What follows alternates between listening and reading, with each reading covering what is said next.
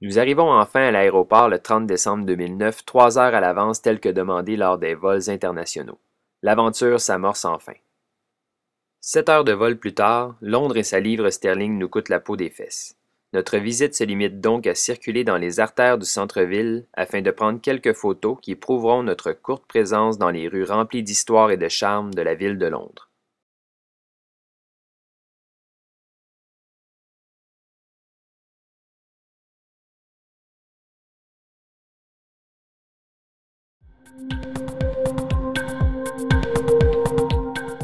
Pour ceux qui ont manqué les manchettes internationales de ces dernières années et pour qui le Myanmar demeure un pays complètement inconnu, ouvrez grand vos yeux et vos oreilles. Peu de pays peuvent se vanter d'être aussi fascinants que le Myanmar. Appelé aussi la Birmanie, il partage ses frontières avec la Thaïlande et le Laos à l'est, avec l'Inde et le Bangladesh à l'ouest et la Chine au nord. Malheureusement, le pays est actuellement dirigé par un dictateur qui ne recule devant rien pour garder le contrôle sur son peuple. De plus, peu d'informations internationales réelles parviennent jusqu'aux habitants du pays et les travaux forcés sont encore pratiqués. Il est encore aujourd'hui très dangereux pour quiconque de parler de politique ou tout simplement de faire valoir son droit fondamental d'expression. Les plus informés d'entre vous seront familiers avec le nom de Aung San Suu Kyi, une activiste qui tente depuis des années de renverser la junte militaire pour instaurer un gouvernement démocratique. Dans les années 90, elle remporta une victoire fracassante aux élections nationales, mais elle est toujours en attente que le SLORC lui transfère le pouvoir.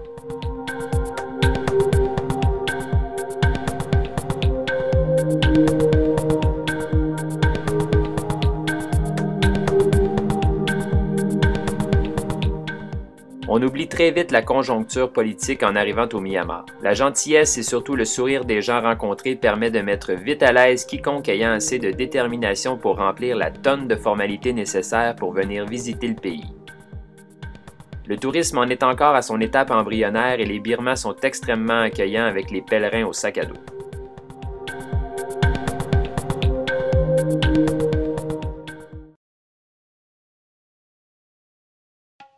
Nous avons donc amorcé notre découverte de la capitale Yangon par la Phaya Shwedagon.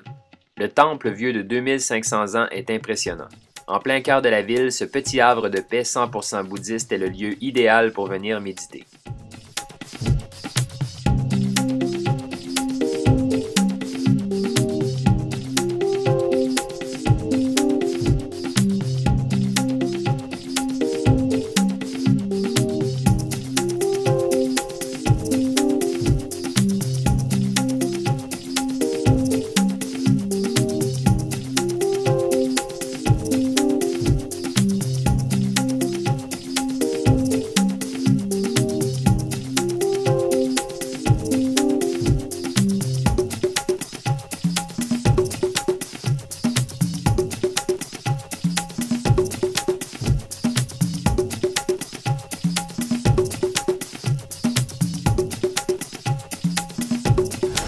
Bon, ben on est à Yangon, la capitale du Myanmar, évidemment, pardon. Et on est en train de faire une petite balade sur un trisha. Est-ce que ça s'appelle un trisha, Marie? Oui. OK. Donc, c'est ça, on est dans le trafic urbain là, de la ville en pleine soirée.